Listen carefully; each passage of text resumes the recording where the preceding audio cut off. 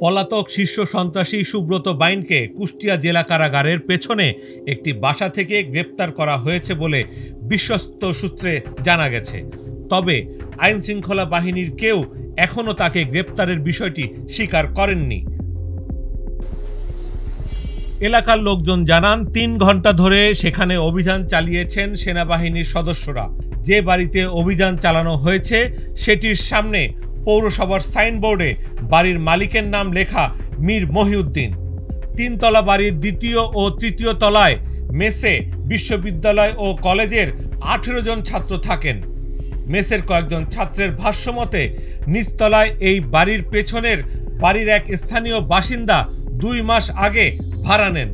১২ থেকে ১৫ দিন আগে অতিথি পরিচয় দিয়ে এক ব্যক্তিকে রেখে যান। নিচতলায় কি হয় বা কারা থাকেন তা কখনো দেখেননি তারা। তবে একজনকে দিনে ২-১ বার শুধু খাবার খাওয়ার সময় বের হতে দেখেন। পরে ৩ তলায় গিয়েছিল আর ওখানে কিছু লোক ছিল। এতটুকু আটকায় রেখে কি বললো?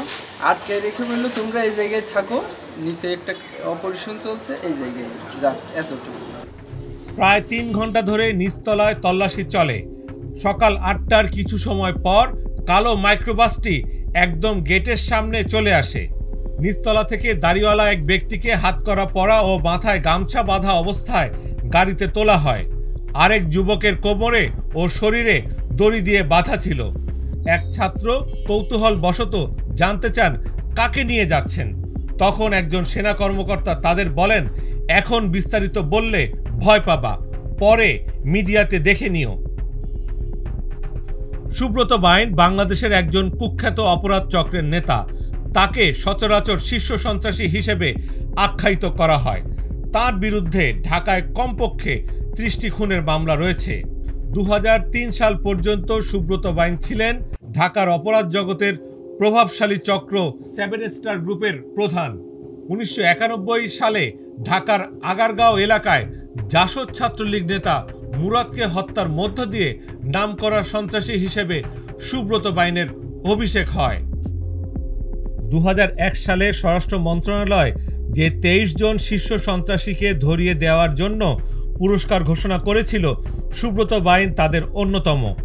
পুলিশের হাতে আটক হওয়া এড়াতে সুব্রত বাইন ভারতে পালিয়ে যান। ভারতে তিনি স্থায়ীভাবে বসবাস শুরু করেন। পশ্চিমবঙ্গে ব্যবসা গড়ে তোলেন, জমি কিনে বাড়িও তৈরি করেন। তবে ২০০৮ সালের ১১ই অক্টোবর কলকাতা পুলিশের হাতে আটক হলেও জামিন নিয়ে মুক্ত হন।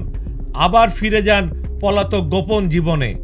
২০০৯ সালের ২২শে সেপ্টেম্বর কলকাতা পুলিশের স্পেশাল টাস্কফোর্সের কর্মকর্তারা পিছু ধাওয়া করলে সুব্রত বাইন নেপাল সীমান্তের কাকরভিটা শহরে ঢুকে পড়েন ও নেপালি পুলিশের হাতে গ্রেপ্তার হন। তাকে প্রকাশ্যে অশোভন আচরণের দায়ে পূর্ব নেপালের ভাদ্রপুর জেলে রাখা হয়। পরে ঝুমকা কারাগারে নেওয়া হয়। ২০১২ সালের ৮ই নভেম্বর ওই কারাগার থেকে ৭৭ ফুট লম্বা সুড়ঙ্গ দিয়ে অন্যান্য ১০ জন কারাবন্দীর সঙ্গে সুব্রত বাইন পালিয়ে যান। জেল ভেঙে পালানো এইসব অপরাধীরা কারাগারের ভেতর টুপি তৈরির কাজ করতেন এবং রাতের অন্ধকারে মাটি কেটে ওই সুড়ঙ্গ তৈরি করেছিলেন। বাঁশ কাটার চাকু দিয়ে মাটি কেটে ২০ ইঞ্চি চওড়া এবং ২২ ইঞ্চি উচ্চতার এই সুড়ঙ্গটি তৈরি করা হয়েছিল। জানা যায়, নেপালের কারাগার থেকে পালিয়ে সুব্রত পুনরায় কলকাতায় ফিরে আসেন। ২০১২ সালের ২৭শে নভেম্বর সন্ধ্যায় বাংলাদেশের শীর্ষ সন্ত্রাসী সুব্রত বাইন ভারতের কলকাতায় আইন প্রয়োগকারী সংস্থার হাতে ধরা পড়েন।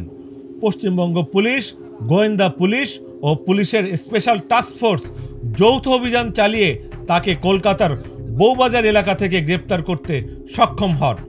গ্রেপ্তারের পর সুব্রত বাইনের কাছ থেকে একটি 9 মিলিমিটার পিস্তল উদ্ধার করা হয়। ভারতে সুব্রত বাইনের বিরুদ্ধে অনুপ্রবেশ ও অস্ত্র রাখার অভিযোগে মামলা রয়েছে। ঢাকার অপরাধ জগৎ সহ একাধিক সূত্রে জানা গেছে, 2 বছর আগে ভারতের জেলখানা থেকে ছাড়া পান শীর্ষ সন্ত্রাসী সুব্রত বাইন। এরপর ভারতীয় কর্তৃপক্ষ গোপনে পুশব্যাকের মাধ্যমে তাকে বাংলাদেশের আইন প্রয়োগকারী সংস্থার হাতে তুলে দেয়। বাংলাদেশ ভারত সীমান্তে এই হস্তান্তর প্রক্রিয়া সম্পন্ন হয়। সেখান থেকে তাকে গ্রেপ্তার দেখিয়ে আদালত হয়ে কারাগারে পাঠানোর কথা, কিন্তু সুব্রত বাইনকে সরাসরি আইন শৃঙ্খলা রক্ষাকারী বাহিনীর গোপন বন্দিশালায় নিয়ে যাওয়া হয়। অথচ এই শীর্ষ সন্ত্রাসীকে ধরতে তার মাথার ওপর ইন্টারপোলের রেড নোটিশ জারি রয়েছে। গত বছর 5 আগস্টের পর থেকে একে একে কারাগার থেকে জামিনে বেরিয়ে আসেন অনেক শীর্ষ সন্ত্রাসী।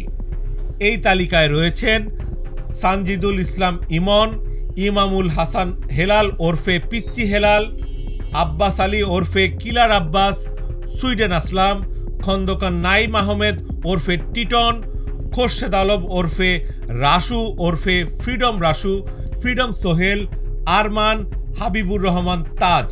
শেখ হাসিনা সরকারের পতন পরবর্তী পুলিশি নিষ্ক্রিয়তার সুযোগে বিদেশে পলাতক শীর্ষ সন্ত্রাসীদের কেউ কেউ দেশেও ফিরে আসেন। গত বছরের সেপ্টেম্বর মাসে ঢাকায় হঠাৎ দেখা মেলে 90 দশকে ঢাকার আন্ডারওয়ার্ল্ড কাঁপানো মগবাজার এলাকার শীর্ষ সন্ত্রাসী ত্রিমতি সুব্রত বাইনের। 90-এর দশকে মগবাজারের বিশাল সেন্টার ঘিরে সুব্রত বাইনের চাঁদাবাজি ও সন্ত্রাসের উত্থান ঘটে, চলে দখলবাজিও। তখন থাকতেন নয়াটোলা আমবাগানে। এক পর্যায়ে তিনি হয়ে ওঠেন মূর্তিমান এক আতঙ্ক।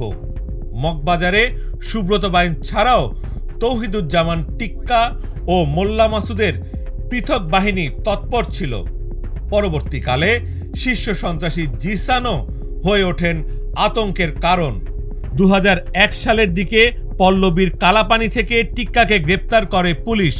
পরে হাসপাতালে থাকাকালে প্রতিপক্ষ লিয়াকত গ্রুপ তাকে বিষাক্ত ইঞ্জেকশন পুশ করে মেরে ফেলে বলে অভিযোগ উঠেছিল। সে সময় লিয়াকতের ডান হাত ছিলেন শীর্ষ সন্ত্রাসী আরমান। এই আরমানও 5 আগস্টের পর কারামুক্ত হয়েছেন।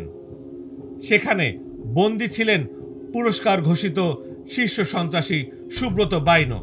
তাকে 2 বছর আয়নাঘরে আটকে রাখা হয়েছিল। ছাত্র জনতার প্রবল আন্দোলনের মুখে শেখ হাসিনা সরকারের পতনের পর অন্যদের মতো সুব্রত বাইনকেও গোপন এই বন্দিশালা থেকে ছেড়ে দেওয়া হয়।